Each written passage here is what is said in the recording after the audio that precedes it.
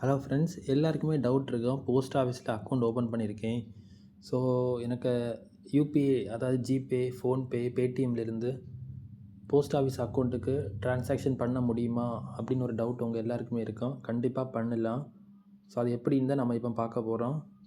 First வந்து உங்கள் பிள்ளைகளுக்கு சுகன்யா சம்ரிதி அக்கௌண்ட், இல்லைனா பசங்களாக இருந்தாலும் சரி, பொண்ணுங்களாக இருந்தாலும் சரி, கண்டிப்பாக போஸ்ட் ஆஃபீஸில் ஏதாவது ஒரு ஸ்கீம் ஓப்பன் பண்ணியிருப்பீங்க.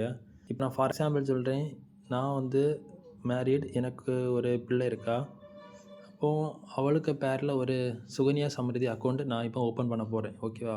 ஃபஸ்ட் நான் என்ன பண்ணுறேன்னா, போஸ்ட் ஆஃபீஸுக்கு போகிறேன். போஸ்ட் ஆஃபீஸுக்கு போய் அங்கே எனக்கு பேரில் ஒரு அக்கௌண்ட் ஓப்பன் பண்ணுறேன். அந்த அக்கௌண்ட்டுக்கு பேர் வந்து பார்த்திங்கன்னா டிஓபி அக்கௌண்ட்டுன்னு சொல்லுவாங்க.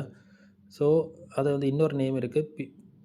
அதாவது சேவிங்ஸ் அக்கௌண்ட்டுன்னு சொல்லுவாங்க. பிஓஎஸ்பி, ஓகேவா? அப்படின்னு ஒரு அக்கௌண்ட் இருக்குது. ஸோ நான் இன்றைக்கி போகிறேன். இன்றைக்குள்ள டேட் வந்து பார்த்திங்கன்னா 6/2026. நான் இன்றைக்கி போஸ்ட் ஆஃபீஸ் போகிறேன். போய் அக்கௌண்ட் ஓப்பன் பண்ணணுன்னு சொல்கிறேன். சில வேளை வந்து எனக்கு கையில் இன்றைக்கே பாஸ்புக் மதியானம் வந்து வாங்குங்கன்னு சொல்லுவாங்க. இல்லைனா நாளைக்கு வந்து வாங்குங்கன்னு சொல்லுவாங்க. இல்லைனா நெக்ஸ்ட் டே 2 டேஸ் தாண்டி வந்து வாங்குங்கன்னு சொல்லுவாங்க. ஓகேவா? நான் போய் வாங்குகிறேன். வாங்கினதுக்கப்புறம் நான் அவங்ககிட்ட சொல்கிறேன், எனக்கு நெட் பேங்கிங்கை வந்து எனேபிள் பண்ணித்தாங்க அப்படின்னு நான் சொல்ல போகிறேன். ஓகேவா? ஸோ அவங்க வந்து நெட் பேங்கிங்கை எனேபிள் பண்ணித்தாங்கன்னு நான் சொன்னதுக்கப்புறம் அவங்க என்ன சொல்லுவாங்கன்னா, நீங்கள் உங்கள் போஸ்ட் மாஸ்டரை காமிக்கோங்க. ஓகேவா? அது ஏன் அப்படி சொல்கிறாங்கன்னா, ஃபிங்கர் பிரிண்ட் ஆத்தென்டிகேஷன் அந்த மெஷின் வந்து பார்த்திங்கன்னா அவங்கக்கிட்ட தான் இருக்கும். ஓகேவா? ஸோ ஃபிங்கர் பிரிண்ட் ஆத்தென்டிகேஷன் சில வேளை வந்து போஸ்ட் மாஸ்டர் கையில் வச்சுருப்பாங்க. அப்படி இல்லைனா அந்த ஆஃபீஸ்லேயே வச்சுருப்பாங்க. இன்கேஸ் ஆஃபீஸில் வச்சுருந்தாங்கன்னா அவங்களே இன்டர்நெட் பேங்கிங் எனேபிள் பண்ணி தந்துடுவாங்க. அப்படி இல்லைனா போஸ்ட் மாஸ்டரை நீங்கள் காண்டாக்ட் பண்ண வேண்டியது வரும். ஓகேவா? சரி, போஸ்ட் மாஸ்டர்கிட்ட நீங்கள் போகிறீங்க. போனதுக்கப்புறம் அவங்க என்ன கேட்பாங்கன்னா, டீட்டெயில்ஸ் கேட்பாங்க. என்ன டீட்டெயில்ஸ் கேட்பாங்க? பாஸ்புக் உள்ள அக்கௌண்ட் நம்பர் கேட்பாங்க. அதாவது நீங்கள் அக்கௌண்ட் வாங்கியிருப்பீங்கல்ல, ஸோ அந்த அக்கௌண்ட் நம்பரை கேட்பாங்க. அது வந்து 12 டிஜிட்ஸ் அக்கௌண்ட் நம்பராக இருக்கும். அதுக்கப்புறம் சிஃப் நம்பர் கேட்பாங்க, டீட்டெயில்ஸ் கேட்பாங்க, எல்லாமே கேட்பாங்க. அதுக்கப்புறம் ₹500 கூட கேட்பாங்க. எதுக்காகன்னா, மினிமம் பேலன்ஸ் கேட்பாங்க. ஓகேவா? ஸோ ₹500 கேட்பாங்க. இந்த ₹500 சாரி 500 இல்லைனா ₹100 கரெக்டாக எனக்கு தெரியல, மறந்து போயிட்டு. ஆக்சுவலி நானும் வந்து அக்கௌண்ட் ஓப்பன் பண்ணியிருந்தேன். 500 இல்லைனா ₹100 கேட்பாங்க. ஸோ அந்த கேட்பாங்க. கேட்டோம் அதில் ஆட்டோமேட்டிக்காக அதில் வந்து டெபிட் ஆயிரும். ஓகேவா? சாரி, கிரெடிட் ஆயிரும். அந்த அக்கௌண்ட்டில் நீங்கள் ₹500 கொடுத்தாலும் ஆட்டோமேட்டிக்காக கிரெடிட் ஆயிரும். அதுக்கப்புறம் ஒரு ₹10 or ₹20 சார்ஜ் வந்து எடுப்பாங்க. எதுக்காகன்னா, இந்த அலோவன்ஸ் சார்ஜ் மாதிரி சம்திங் எடுப்பாங்க. சரி, இப்போது ஐபிபி சேவிங்ஸ் அக்கௌண்ட்டுன்னு சொல்லுவாங்க. ஓகேவா? நீங்கள் போஸ்ட் மாஸ்டர்கிட்ட போய் அவங்க என்ன பண்ணுவாங்கன்னா, ஐபிபி சேவிங்ஸ் அக்கௌண்ட்டுன்னு சொல்லுவாங்க. ஸோ அந்த சேவிங்ஸ் அக்கௌண்ட்டு ஓப்பன் பண்ணி தருவாங்க. பண்ணி தந்ததுக்கப்புறம் நீங்கள் உங்கள் மொபைல், அதாவது அவங்க ஒரு ஏடிஎம் கார்டு மாதிரி ஒன்று தருவாங்க. அந்த ஏடிஎம் கார்டுக்கு பேக்கில் சும்மா ஜென்ரல் இன்ஸ்ட்ரக்ஷன்ஸ் கொடுத்துருப்பாங்க. ஃப்ரண்ட்டில் என்ன எழுதியிருப்பாங்கன்னா, அக்கௌண்ட் நம்பர் தந்திருப்பாங்க, சிஃப் நம்பர் தந்திருப்பாங்க, அதுக்கப்புறம் நேம் தந்திருப்பாங்க. ஓகேவா?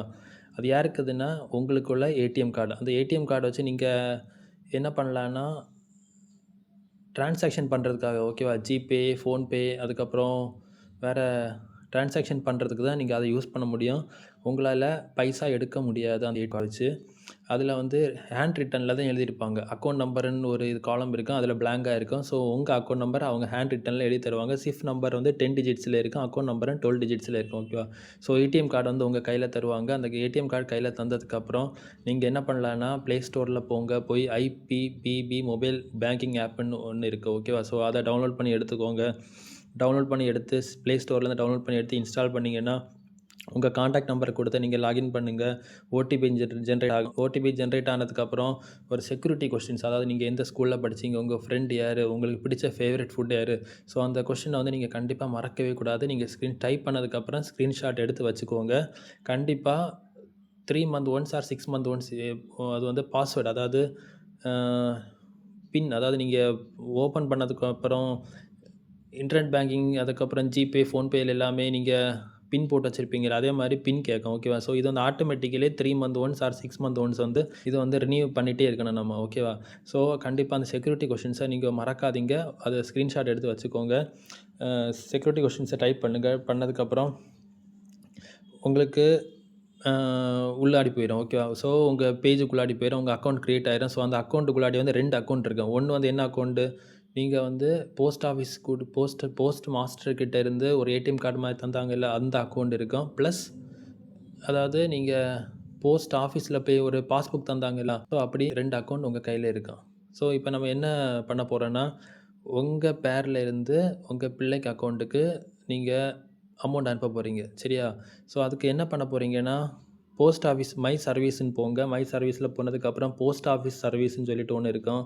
அதில போனீங்கன்னா, சுகன்யா சம்ரிதி அக்கவுண்ட் இருக்கும். ஓகேவா? அதுக்கப்புறம் சுகன்யா சம்ரிதி அக்கவுண்ட்ல எஸ்எஸ்ஏ அக்கவுண்ட், எஸ்எஸ்ஏ அக்கவுண்ட்ன்னு இருக்கும். அதில வந்து உங்க கஸ்டமர் ஐடி அதுக்கப்புறம் எல்லாமே குடுங்க. அதாவது டிஓபி கஸ்டமர் ஐடி, உங்க பிள்ளைக்கு அக்கவுண்ட் நம்பர் எல்லாமே குடுத்து, ஐ அண்டர்ஸ்டாண்டுன்னு ஒரு செக் பாக்ஸ் இருக்கும். அத குடுத்து அமௌண்ட்ட டைப் பண்ணி கன்டின்யூ குடுத்தீங்கன்னா, உங்க பிள்ளைக்கு அக்கவுண்ட் எஸ்எஸ்ஏ அக்கவுண்ட்டுக்கு ஆட்டோமேட்டிக்கலி கிரெடிட் ஆயிரும். ஏதாவது டவுட் இருந்ததுன்னா, நீங்க கமெண்ட் செக்ஷன்ல டைப் பண்ணுங்க. நான் வந்து உங்களுக்கு அத கிளாரிஃபை பண்றேன். ஓகே. Thank you.